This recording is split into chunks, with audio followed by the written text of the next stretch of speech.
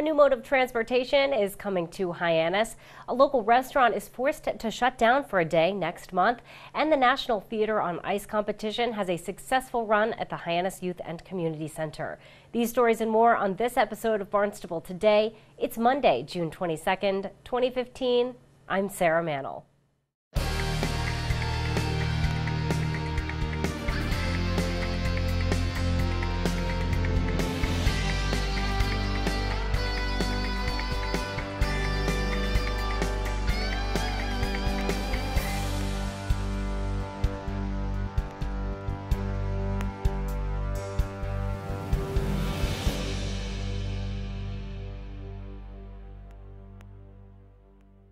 Residents and visitors may notice a new mode of transportation in Hyannis this week. The licensing authority gave the green light for pedicabs on Main Street in Hyannis.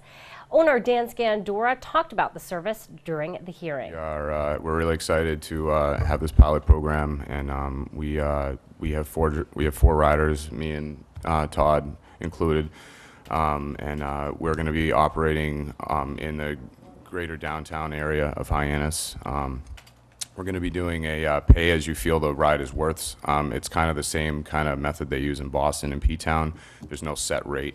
It's kind of up to the customer to choose what they would like to pay for the actual service.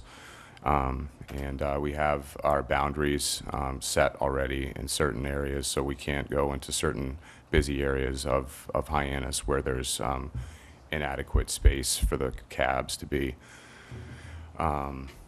Yeah, we're just really excited for this opportunity and hope everything goes well, and we're going to do everything we can in our power to make this a success for Hyannis. And the licensing authority unanimously approved that pedicab operation.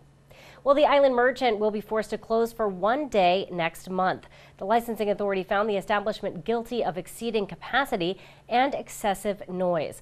Officer Stephen Marr talked about the violations during this morning's hearing. On the 24th of April at just about midnight, I was dispatched to the Island Merchant, which is located at 302 Main Street in Hyannis, for a report of overcrowding. When I arrived to the area, I parked about 200 feet away from the front entrance to the establishment.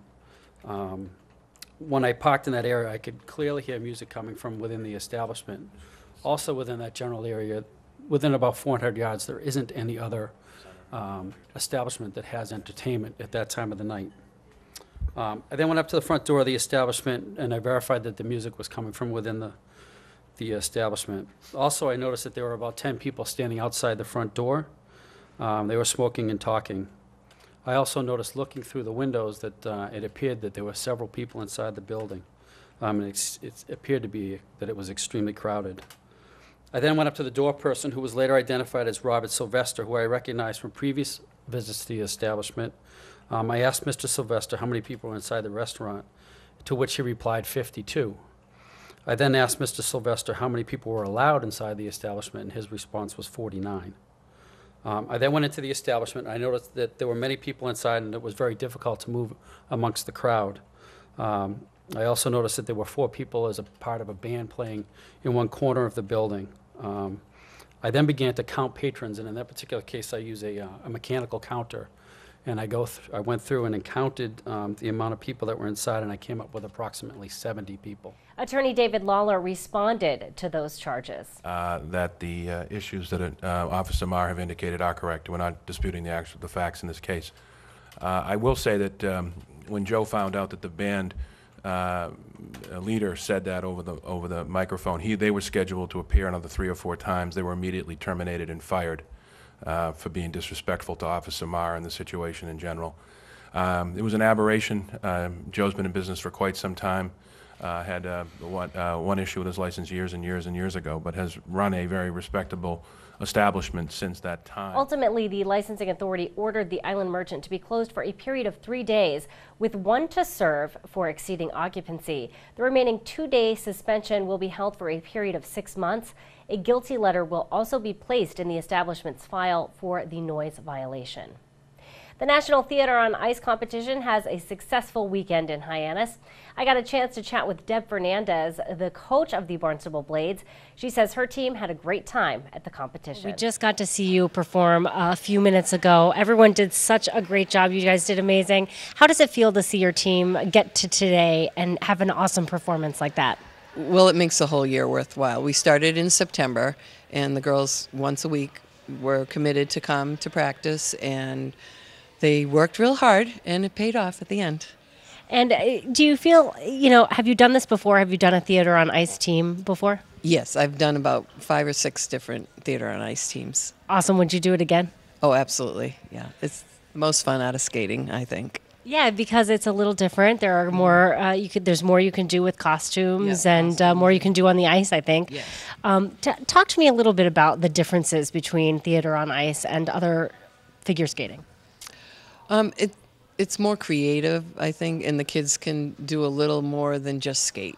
They can perform for an audience. They can wear costumes. So it really gives them a little more than just going out and competing. And they're a team, so they're getting to do it with their friends. And it bonds them together and makes figure skating a little more like other sports. Anything else you want to add about the competition here in Hyannis? Well, it's a great opportunity for the kids in this area. There are several Cape teams, and it costs a lot of money, and the companies around have helped to sponsor them, and we really appreciate any kind of help that we get because it is expensive. Next year, the competition is going to be in Birmingham, Alabama, so it would take it's going to take a lot if we do end up going. Wonderful. Well, congratulations. Everyone did a great job. Loved seeing you perform today. Thank you. I also had a chance to talk with one of the Barnstable Blades teams who say their experience was priceless. How it feels after you're finished performing? It feels good. It feels good. It feels like we've accomplished something after all the practices that we went through. It feels amazing that we get to have the opportunity to go out there and skate, especially since it's here. Yeah, really convenient because it's nice and close since you're the Barnstable Blades. Do you have any advice for anybody who might be thinking about getting into skating and maybe wants to do something like this? Well, skating is really fun, and you make a lot of friends skating, so it's a great opportunity if you want to do it. Great. Thank you, guys, and good luck. Hyannis Youth and Community Center Marketing Manager Amy Harwood says they love to play host to these large-scale events. Amy, what a crazy weekend. Lots of people here for the event. How do you think that this year Theater on Ice went at the HYCC? Oh my gosh, Sarah, it has been just a wonderful weekend, and what a great way to welcome all of these teams back again after 2011 was like the first year that we did something like this. This has been even bigger. There have been more skaters, more teams, more people everywhere, not only in Hyannis, but all over the Cape. I don't know if you saw all of the flags on the cars flying around and in all different parking lots everywhere, but it was really impressive to see going home to Brewster every night, seeing all of these flags flying on Route 6 going down to Tony Kent, and coming back again. It's just been a wonderful weekend. So cool to see everyone here. I've interviewed a lot of people that attended the event.